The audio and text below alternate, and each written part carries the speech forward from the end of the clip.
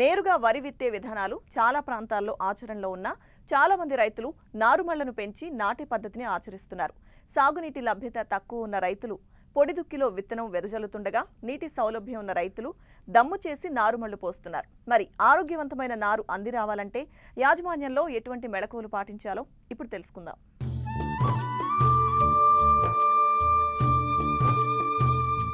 నాణ్యమైన విత్తనం, ఆరోగ్యవంతమైన నారు వరిలో అధిక దిగుబడికి సోపానం.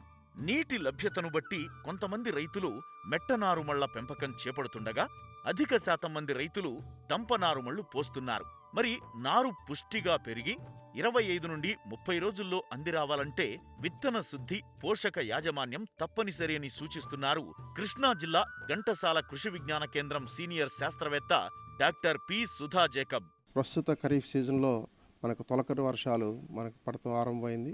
మనకి ఈ ఋతుపవనాలు కూడా మన రాష్ట్రంలో ప్రవేశించినాయి కనుక వ్యవసాయానికి అనుకూలమైనటువంటి పరిస్థితులు నెలకొన్నాయి. ఈ పరిస్థితుల్లో మనకి ప్రధానమైనటువంటి వరి పంటను సాగు చేసుకోవడానికి మనం నారుమళ్ళు వేసుకోవాల్సినటువంటి అవసరం ఎంతైనా ఉంది. నారుమళ్ళలో మనం మేలైనటువంటి యాజమాన్యాల చర్యలు చేపట్టి ఈ నారును సక్రమంగా పెంచుకున్నట్లయితే మనకి మంచి దిగుబడి సాధించడానికి అవకాశం ఉంటుంది. విత్తనాన్ని ఎంపిక చేసుకున్న తర్వాత మనం తప్పనిసరిగా ఆ విత్తన శుద్ధి అనేది చేయాల్సిన అవసరం ఉంది. దీంట్లో భాగంగా మనకి పొడి విత్తనాలని మనం విత్తుకునేటువంటి పరిస్థితిలో 3 గ్రాముల కార్బన్ డిజాన్ని 1 కిలో వరి విత్తనాలకు పట్టించి మనం విత్తన శుద్ధి చేసుకోవాలి. అదే దంప నారుమళ్లకు అంటే విత్తనం నానబెట్టి మనం వేసుకునేటువంటి నారుమళ్ళలో 1 లీటర్ నీటికి 1 గ్రాము కార్బన్ డిజాన్ని కలిపి ఆ కలిపినటువంటి ద్రావణంలో 1 కిలో విత్తనాన్ని 24 గంటల పాటు నానబెట్టి 24 గంటల పాటు మండిగట్టినట్టయితే విత్తనాలు మొలుస్తాయి అన్నమాట. ఇదే కాకుండా చాలా రకాలైనటువంటి వరి విత్తనాల్లో నిద్రావస్థ అనేది ఉండటం జరుగుతూ ఉంది. ఇది ఒక మేలైనటువంటి లక్షణం. నిద్రావస్థను తొలగించడానికి అధికంగా ఉన్నట్టయితే లీటర్ నెలకి 10 మిల్లీలీటర్ గాఢ నత్రిక ఆమ్లాన్ని మనం కలుపుకొని ఆ ద్రావణంలో మనం కిలో విత్తనాన్ని 24 గంటల పాటు నానబెట్టి తర్వాత 24 గంటల పాటు మండిగట్టాలి. ఇతర రకాలకి 6.3 మిల్లీలీటర్ల గాఢ నత్రిక ఆమ్లాన్ని మనం లీటర్ నీళ్ళు కలిపి ఆ ద్రావణంలో విత్తనాలను నానబెట్టి మండి కట్టుకోవాలి. ఈ విధంగా మనం విత్తనాల్లో ఉన్నటువంటి నిద్రావస్థను తొలగించుకోవచ్చు. విత్తన మోతాదుని మనం గమనిస్తే దాదాపు 20 నుంచి 25 కిలోలు విత్తనం నాటేసుకునేటువంటి పరిస్థితుల్లో మనకు అవసరం అవుతూ ఉంటుంది. నేరుగా వెదజల్లేటువంటి పరిస్థితిలో దాదాపు 12 నుంచి 15 కిలోలు సరిపోతూ ఉంటుంది. విత్తనం గొర్రు ద్వారా వేసుకునేటువంటి పరిస్థితుల్లో కూడా 12 నుంచి 15 కిలోలు విత్తనం సరిపోతూ ఉంటుంది. ఈ నారుమడిలో మనం వేసేటువంటి ఎరువులను గమనించినట్టయితే 2 కిలోలు నత్రజని ఇచ్చేటువంటి ఎరువుల్ని, 1 కిలో భాస్వరం, 1 కిలో పొటాష్ ఇచ్చేటువంటి ఎరువుల్ని 1 ఎకరం నారుమడికి మనం వేసుకోవాలి. అంటే విత్తనం వేసుకునేటప్పుడే మనం 6.5 కిలోల సింగిల్ సూపర్ ఫాస్ఫేట్ 1 ఎకరం నారుమడికి, తర్వాత 1 కిలో యూరియా, తర్వాత 1 కిలో పొటాష్ని మనం వేసుకోవాలి. 1 సెంటుకి దాదాపు 5 కిలోల విత్తనాన్ని మనం వెదజల్లుకున్నట్టయితే ఆరోగ్యకరమైనటువంటి బలమైనటువంటి నారును పెంచడానికి మనకి అవకాశం ఉంటుంది. తర్వాత మనం విత్తనం మొలకెత్తిన తర్వాత మొదటి దశలో మనం ఆరుతడిగా నీటిని మనం పెట్టుకుంటూ మొత్తం మొక్కలు మొలకెత్తిన తర్వాత మొక్కలు ఆకులు తొడిగిన తర్వాత మనం నీటిని నిలకట్టుకున్నట్టయితే ఈ నారుమడిలో మొక్కలు బాగా పెరగడానికి అవకాశం ఉంటుంది. యూరియాని దాదాపు 12-15 రోజుల తర్వాత మరి 1 కేజీ పైన వేసినట్లయితే పైపాటుగా మనం వేసుకున్నట్టయితే ఈ పెరుగుదలకి సహాయకరంగా ఉంటుంది. ఈ నారుమడిలోనే జింక్ లోపం కానీ మనం గమనించినట్టయితే 2 గ్రాముల జింక్ సల్ఫేట్ని లీటర్ నీటికి కలిపి మనం పైపాటును పిచికారి చేసుకోవాలి. దంపనారుమళ్లు పోసే రైతాంగం అంటే దమ్ము చేసి మండకట్టిన విత్తనాన్ని మడిలో చల్లే రైతాంగం తప్పకుండా విత్తన శుద్ధి చేసుకోవాలి. అలాగే సకాలంలో కలుపు నివారణ, చీడపీడలకు అడ్డుకట్ట వేయడం చాలా ముఖ్యం. నారుమడిలో కలుపు యాజమాన్యం అనేది కూడా ప్రధానమైంది. ఈ కలుపు యాజమాన్యం కొరకు మనకి ప్రధానంగా ఊద అనేది ఎక్కువగా వస్తూ ఉంటుంది కనుక దీన్ని నివారించుకోవడానికి 12 నుంచి 15 రోజులప్పుడు సైహలోఫాబిటల్ క్లించర్ అనేటువంటి కలుపు మందుని 2 మిల్లీలీటర్ లీటర్ నీటికి కలిపి మనం పైపాటుగా పిచికారి చేసుకోవాలి. అన్ని రకాల కలుపులు వచ్చినట్లయితే మనకి బిస్పైరిబ్యాక్ సోడియం, మనకి నామినీ గోల్డ్ అని చెప్పి, అడోరా అని చెప్పి లభ్యమవుతా ఉన్నాయి.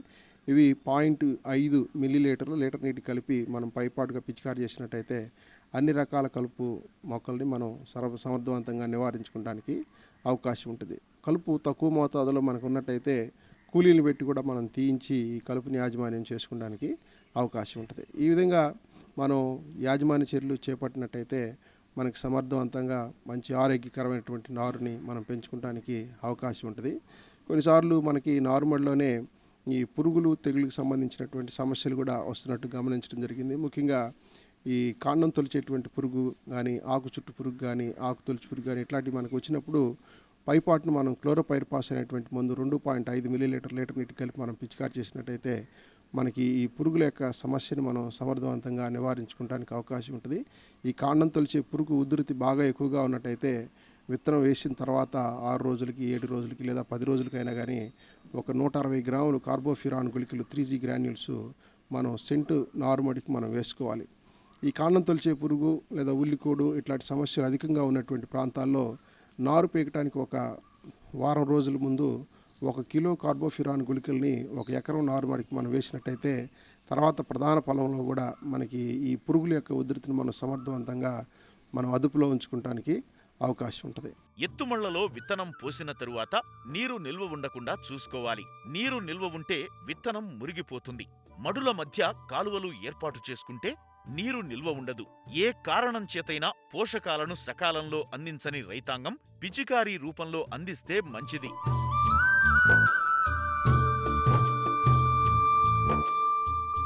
అల్లం సాగులో సమస్యలను అధిగమించడానికి ఎత్తుమడుల పద్ధతిని అనుసరిస్తున్నారు చింతపల్లి ప్రాంతీయ వ్యవసాయ పరిశోధనా స్థానం శాస్త్రవేత్తలు. ప్రయోగాత్మకంగా మారం అల్లం రకాన్ని సాగు చేస్తున్న శాస్త్రవేత్తలు దుంపకుళ్ళుని నివారించేందుకు ఈ విధానం ఎంతగానో తోడ్పడుతుందని చెబుతున్నారు. అంతేకాదు అంతర పంటలుగా స్వీట్ కార్న్, బంతిపూల సాగును చేపడుతున్నారు. ఈ విధానాన్ని గిరిజన రైతులతో వచ్చే ఏడాది నుంచి సాగు చేయించనున్నట్లు చెబుతున్నారు.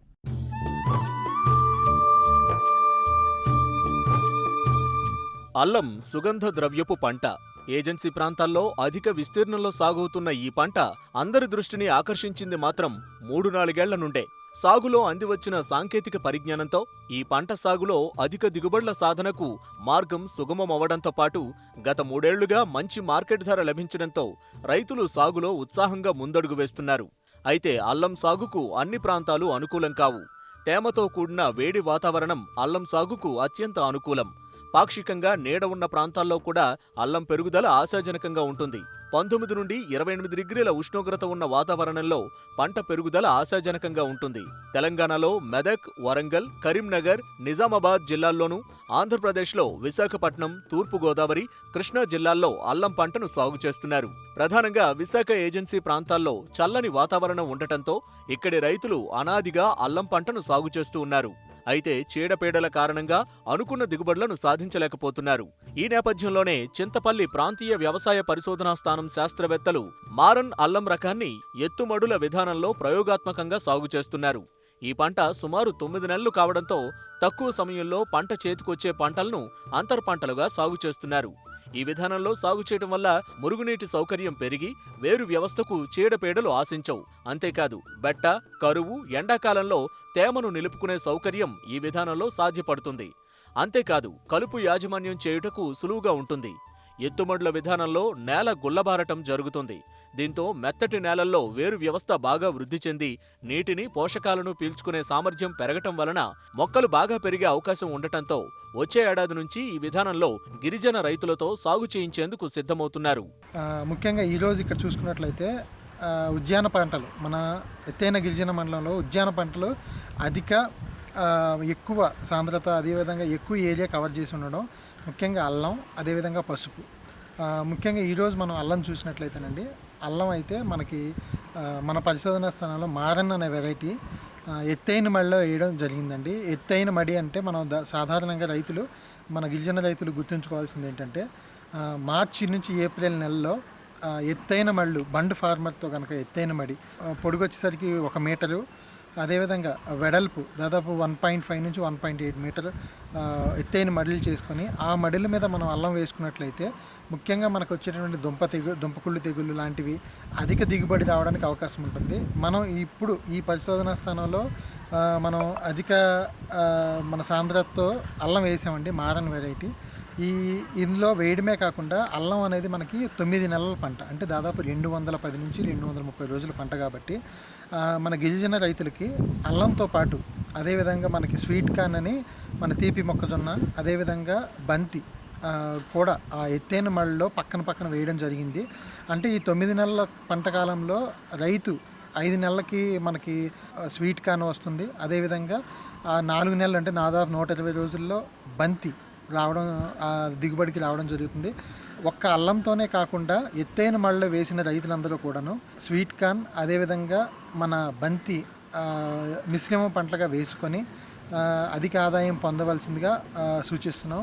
ఒకటి వేసుకునేటప్పుడు ఇప్పుడు మీరు ఇక్కడ చూసినట్లుగా బంతి కనుక మనం అల్లం వేసుకున్న ఒక నెల రోజుల్లోనే బంతి పోర్టులేల్లో పెంచుకొని ఆ పోర్టులేల నుంచి మడికి ఒకవైపు నాటుకోవడం చేసుకున్నట్లయితే బంతి ఏపుగా పెరగడం మనం గమనించవచ్చండి. అదేవిధంగా స్వీట్ కార్న్ బాగా వర్షం దాదాపు ఒక 10 mm to 25 mm వర్షం పడినప్పుడు మడికి ఒకవైపు స్వీట్ కార్న్ గింజలు 20 సెంటీమీటర్ల దూరంలో విత్తుకున్నట్లయితే మనకి అధిక 4 నెలల్లో స్వీట్ కార్న్ మొక్క వస్తుంది.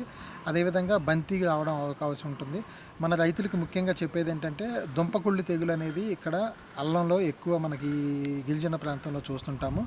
దుంపకుళ్ళు తెగులుకి ముఖ్యంగా మనం చేయాల్సింది ఏంటంటే రైతులు సూడోమోనాస్ ఫ్లోరిసెన్స్ ట్రైకోడర్మా విరిడి అని 100 kgల దుంపకి 5 గ్రాములు లేదంటే 10 గ్రాములు సూడోమోనాస్ ఒక నీళ్ళలో నానబెట్టి అందులో దుంపని కనుక నీడలో ఒక అరగంట నుంచి 2 గంటల సేపు నానబెట్టి ఎత్తైన మళ్ళీ వేసుకున్నట్లయితే దుంపకుళ్ళని కొంతవరకు నివారించుకోవచ్చు. ఇంకా అధికంగా దుంపకుళ్ళు మనకు కనిపించినట్లయితే టాటా బ్లిటాక్స్ కానీ మ్యాంకోజెబ్ కానీ లీటర్కి 3 గ్రాములు వేసుకొని ఎకరానికి 200 లీటర్లలో 100 గ్రాములు పిచికారీ చేసుకున్నట్లయితే మనకి ఈ దుంపకుళ్ళ నివారణ జరుగుతుంది.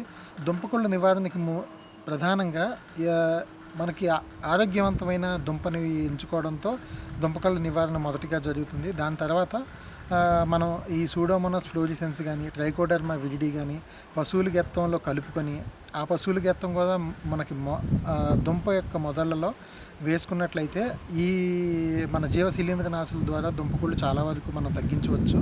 మనకి ఈ ఎత్తైన గిరిజన మండలంలో అంతా మనకి ఇక్కడ ప్రకృతి ఆధార వ్యవసాయము అదేవిధంగా రసాయన లేనటువంటి వ్యవసాయం చేస్తాం కాబట్టి రైతులందరూ దుంపకుళ్ళు తెగుళ్ళకి మనం ఏదైతే సూచిస్తామో అదేవిధంగా ఉద్యాన పరిశోధనా స్థానం చింతపల్లి అదేవిధంగా మన వ్యవసాయ పరిశోధనా స్థానం చింతపల్లి వారిని సలహాలు సూచనలు అడిగి రసాయన మందులు కొట్టవలసిందిగా ఈ సందర్భంలో చెప్తున్నామండి.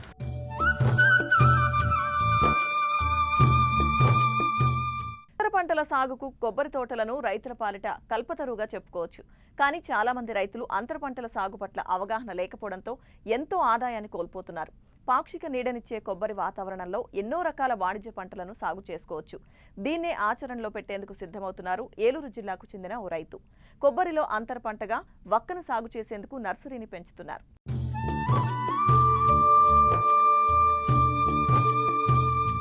ఆంధ్రప్రదేశ్లోని కోస్తా జిల్లాలు కొబ్బరి సాగుకు పెట్టింది పేరు. అధిక వర్షపాతం, గాలిలో తేమ శాతం అధికంగా ఉండటంతో కొబ్బరి సాగుకు అత్యంత అనువుగా ఉంది. అయితే సాగు పెట్టుబడి పెరగడం, ఆదాయం నామమాత్రంగా ఉండటంతో ఏకపంటగా కొబ్బరి సాగు రైతుకు గిట్టుబాటు కావడం లేదు.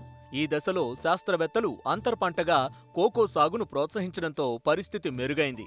అయితే ఏలూరు జిల్లాలో కోతుల బెడదతో పంటకు తీవ్ర నష్టం జరుగుతోంది. దీన్ని గమనించిన ద్వారకా తిరుమల మండలం గుంగోలనుగుంట గ్రామ రైతు ఆంజనేయ దుర్గాప్రసాద్ కొబ్బరిలో అంతర్ పంటగా వక్కను సాగు చేసేందుకు సిద్ధమయ్యారు.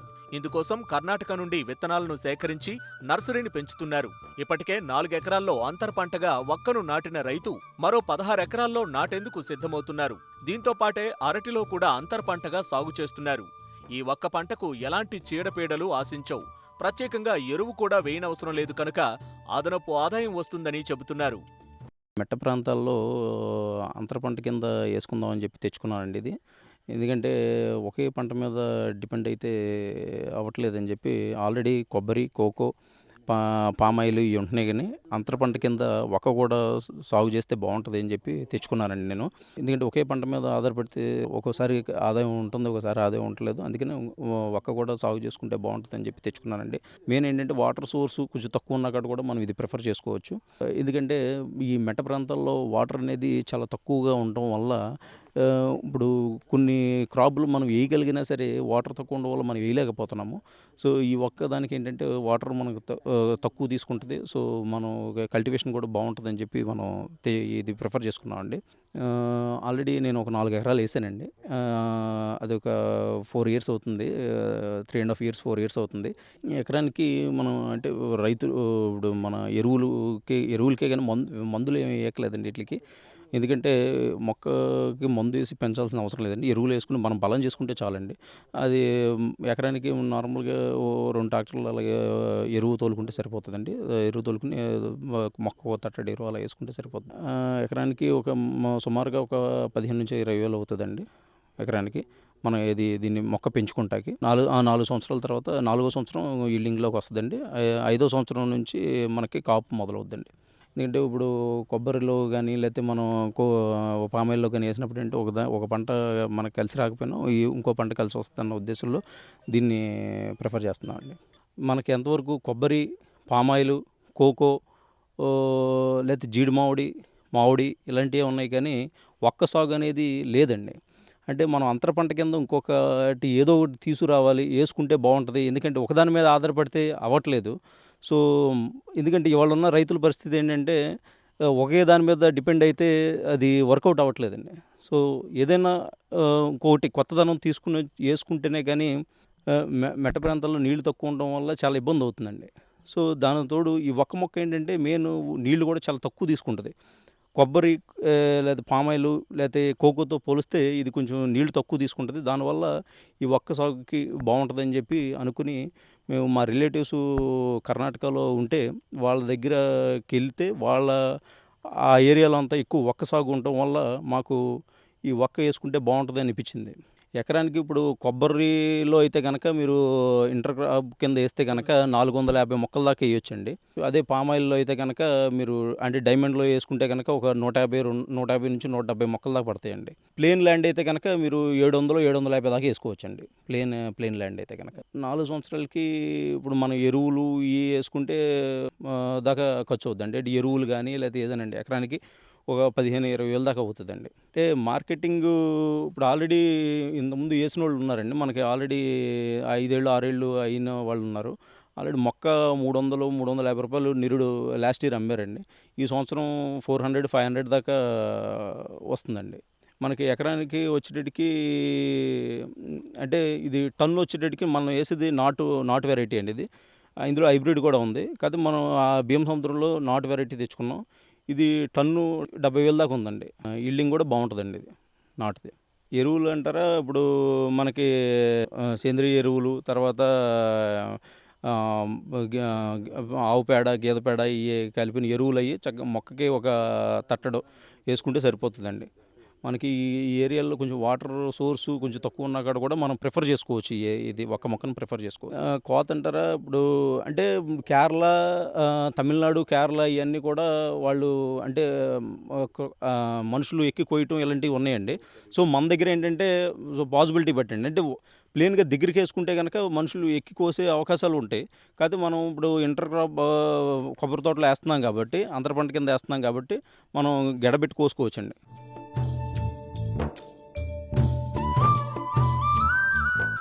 సూత్రాన్ని రైతులు గుర్తుంచుకోవాలి. చాలా మంది రైతులు లేగదూడల సంరక్షణలో అశ్రద్ధ కనబరచడం వల్ల లేగదూడల్లో మరణాల శాతం అధికంగా ఉండి పరిశ్రమ కుంటుపడుతుంది.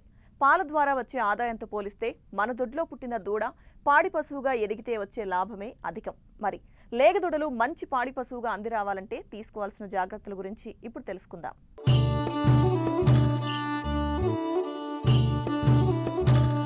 నేటి పెయ్య దూడలే రేపటి పాడి పశువులు. అవి రాబోయే రోజుల్లో పాల ఉత్పత్తికి పునాదులు. పెయ్య దూడల సంరక్షణలో ఏమాత్రం అశ్రద్ధ చేసినా రాబోయే రోజుల్లో దాని పాల ఉత్పత్తి సామర్థ్యాన్ని నష్టపోవాల్సి వస్తుంది. మొదటి 3-4 మాసాల వయస్సు అత్యంత కీలకమైనది. కాబట్టి శాస్త్రీయంగా చేపట్టే దూడల పోషణ మంద వృద్ధికి నాంది.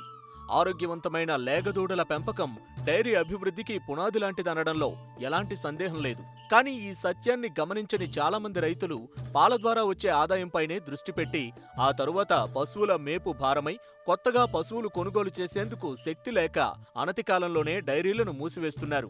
ముఖ్యంగా దూడల పెంపకంపై ఉన్న నిర్లక్ష్యం వల్ల ఏటా 20 నుండి 30% పైగా మరణాలు సంభవిస్తున్నాయంటే అతిశయోక్తి కాదు. పాడి పరిశ్రమను ఒక ఆదాయ వనరుగా చూడటమే తప్ప దూరదృష్టి లేకపోవటమే దీనికి ప్రధాన కారణంగా చెప్పొచ్చు. మేలుజాతి లేగదూడల సంరక్షణకు పాడి గేదెలు లేదా ఆవులు చూడుతో ఉన్నప్పటి నుంచే తగిన జాగ్రత్తలు తీసుకుని పుట్టిన ఏడాదిన్నర వరకు సంరక్షించగలిగితే 2వ ఏట చూడి కట్టి పాడి పశువుగా అందివస్తుంది. లేగదూడల సంరక్షణకు తీసుకోవాల్సిన జాగ్రత్తల గురించి తెలియజేస్తున్నారు ప్రకాశం జిల్లా ఒంగోలు మండల పశు వైద్య శాఖ సహాయ సంచాలకులు డాక్టర్ బి బసవశంకర్రావు. సాధారణంగా ప్రతి సంవత్సరం ఏటా 30% లేగదూడలు ఈ యాజమాన్య పద్ధతులు సరైన పాటించడం వల్ల చనిపోతూ ఉంటాయి. మరి పడదూడల్లో మరి 30% మరణాలు ఉన్నట్టే మరి రైతుకి పూర్తిగా ఆర్థికంగా నష్టపోతాడు. సో వీటన్నిటిని అధిగమించాలంటే మరి కొంత యాజమాన్య పద్ధతులు పాటించాలన్నమాట లేగదూడల్లో. ఆ లేగదూడల్లో వచ్చే వ్యాధుల విషయానికి వచ్చినట్టయితే మొట్టమొదటి మనకి ఏలికి పాములు. దూడల్లో నట్టల బెడద అనేది తల్లి గర్భంలో ఉండగానే ఈ యొక్క ఏలికి పాములు అనేది మనకి దూడకి ఏర్పడతాయి అన్నమాట. ఆ తల్లి గర్భంలో నుంచి ఈనిన తర్వాత దూడ బయటకు వచ్చిన తర్వాత ఆ 10 నుంచి 15 రోజుల లోపల ఎట్టి పరిస్థితుల్లో కూడా దూడలకు ఈ యొక్క నట్టల నివారణ మందులు తాపించాలన్నమాట. లేకపోతే ఈ యొక్క దూడ ఏదైతే ఉందో నట్టలతో బాధపడుతున్న దూడ ఏదైతే ఉందో ఆ దూడ ఆ యొక్క చర్మం బిరుసుగా ఉంటుంది. అదేవిధంగా వెంట్రుకలు లెక్కపరుచుకొని ఉంటాయి. పొట్ట ఏదైతే ఉందో పొట్ట కిందకి వేలాడుతూ ఉంటుంది. అదేవిధంగా తెల్లగా విరోచనాలు అవుతూ ఉంటాయి. దీంతోపాటు రోజు రోజుకి దాని యొక్క ఎదుగుదలలో కూడా బాగా మనకి తగ్గిపోతూ ఉంటుందన్నమాట. ఇంకా అశ్రద్ధ చేసినట్లయితే దీనికి ఒక రకమైన శరీరం నుంచి విష పదార్థాలు రిలీజ్ అయ్యి ఒక ఫిట్స్ మాదిరిగా అంటే మనకు మూర్ఛ రోగం వచ్చినట్టు దూడలు పడుకొని కాళ్ళు గిలగల కొట్టుకొని చనిపోయే ప్రమాదం ఉంది. కాబట్టి పుట్టిన ప్రతి దూడకి కూడా విధిగా పశుపోషకుడు ఎవరైనా ఉన్నారో వాళ్ళందరూ కూడా విధిగా 10 నుంచి 15 రోజుల లోపల ఏలికి పాముల నివారణ మందులు తాగించాలి. ఆ తర్వాత ప్రతి 21 రోజులకి ఒకసారి కూడా ఏలికి పాముల మందుని 3 నెలల వయసు వచ్చే వరకు కానీ తాగించినట్లయితే మనం ఈ నట్టల నివారణ నుంచి నట్టలు ఏదైతే ఉండేవో వాటి నుంచి మనం భార్య నుంచి మనం దూడల్ని కాపాడుకోవచ్చు. దీంతోపాటు తెల్ల విరోచనాలు. సాధారణంగా దూడల్లో తెల్ల విరోచనాలు అనేది మరి పాలు ఒక దూడకి సరాసరి దాని యొక్క శరీర బరువులో 1/10 వంతు పాలు తాగించాలి. అంటే ఒక 25 కేజీలు ఉన్న దూడకి 2.5 లీటర్ల పాలు మనం రోజు దానికి త్రాగించాలి. కొన్ని సందర్భాల్లో రైతులు ఏంటంటే ఎక్కువ సందర్భాల్లో పాలు త్రాగించడం వల్ల ఈ యొక్క వ్యాధి వచ్చే అవకాశం ఉంది. ఈ దూడల్లో ముఖ్యంగా పుట్టిన 20 నుంచి 25 రోజుల లోపల ఈ వ్యాధి సోకే అవకాశం ఉంది. ఈ వ్యాధి సోకిన దూడల్లో తెల్లగా విరోచనాలు, బాగా దుర్గంధంతో కూడిన విరోచనాలు అవ్వటం, మరి పాలు తాగకుండా మెత్తగా ఉండడం, అదేవిధంగా కొన్ని సందర్భాల్లో ఈ యొక్క దూడలు చనిపోయే అవకాశం కూడా ఉంది. మళ్ళీ ఇంకో విషయానికి వచ్చినట్టయితే మనకి ఏదైతే పాలు పొదుగుతో మనం పాలు పిండేటప్పుడు తల్లి యొక్క చన్ను మరి ఆ పొదుగుని కానీ మనం పొటాషియం పరమాంగనేట్ కానీ అదేవిధంగా మనకి యాంటీబయాటిక్ లిక్విడ్తో కానీ యాంటీసెప్టిక్ లిక్విడ్తో కానీ మనం క్లీన్ చేసినట్టయితే మరి ఈకోలై అనే ఒక బ్యాక్టీరియా ఉంటుంది. ఆ ఈకోలై అనే బ్యాక్టీరియా వల్ల మనకి ఈ దూడలకి ఈ తెల్లపారుడు అనే వ్యాధి సోకుతుందన్నమాట. సో అలాంటివి రాకుండా నివారణ చేసుకోవాలంటే మనకి ఈ పొదుగు ఏదైతే ఉందో ఆ పొదుగుని పాలు పిండిన తర్వాత పాలు పిండక ముందు మనం పొటాషియం పర్మాంగనేట్ ద్రావంతో మనం కానీ డిప్పింగ్ చేసినట్లయితే ఈకోలై అనే బ్యాక్టీరియా ద్వారా మనకి ఈ తెల్ల విరోచనాల వ్యాధి నుంచి మనం దూడలను కాపాడుకోవచ్చు. మరలా మరి మొదటి 3 రోజులు పుట్టిన తర్వాత మొదటి 3 రోజులు ఏదైతే ఉందో ఆ 3 రోజులు జున్ను పాలు కానీ మనం దూడకు కానీ తాపించినట్లయితే మనకి ఈ తెల్ల విరోచనాల యొక్క వ్యాధి నుంచి కాపాడుకోవచ్చు. తద్వారా మన దూడలు బాగా బలంగా పెరిగి అభివృద్ధి చెందుతాయి అన్నమాట. గర్భంలో ఉన్నప్పుడు ప్రధానంగా వచ్చే వ్యాధుల్లో వచ్చేది మనకి బ్రూసెలోసిస్ అనే వ్యాధి ఒకటి ఉంటుంది. అది చాలా ప్రాణాంతకమైన వ్యాధి. పశువుల నుంచి మనుషులకు కూడా సంక్రమించే వ్యాధి అన్నమాట. సో ఈ బ్రూసెలోసిస్ అనే వ్యాధి అనేది మనకి ఎక్కువగా కలుషితమైన నీరు, కలుషితమైన ఆహారము, వ్యాధిగ్రస్తమైన ఆబోతులు ఏదైతే ఉందో మన పాడి పశువులు మనకు ఎదగా ఉన్నప్పుడు మనం ఆబోతుల ద్వారా మనం వాటిని దాటిస్తాం. ఆ బ్రూసెలోసిస్ వ్యాధితో సోకిన ఆబోతులు ఏదైతే ఉన్నాయో అవన్నీ కూడా మనకి ఆరోగ్యంగా ఉన్న ఆ యొక్క పశువులను దాటినప్పుడు తద్వారా మనకు ఆ వీర్య కణాల ద్వారా మనకి ఈ బ్రూసెల్లా వ్యాధి ఆ పాడి పశువులకు వచ్చి పాడి పశువులు మరి సూడు నిలబడిన తర్వాత సూడు మీద చివరి 3 నెలలు ఏదైతే ఉందో 7, 8, 9 నెలల్లో గర్భం ధరించిన 7 నెలల్లో మనకి ఇసుకపోయే ప్రమాదం ఉంది. మరి చివరి 7, 8, 9, 10 మాసాల్లో ఇసుకుపోయినట్లయితే మనం ప్రాథమికంగా బ్రూసెలోసిస్ వ్యాధిలో మనం బాధపడుతుందని చెప్పి గుర్తించవచ్చు.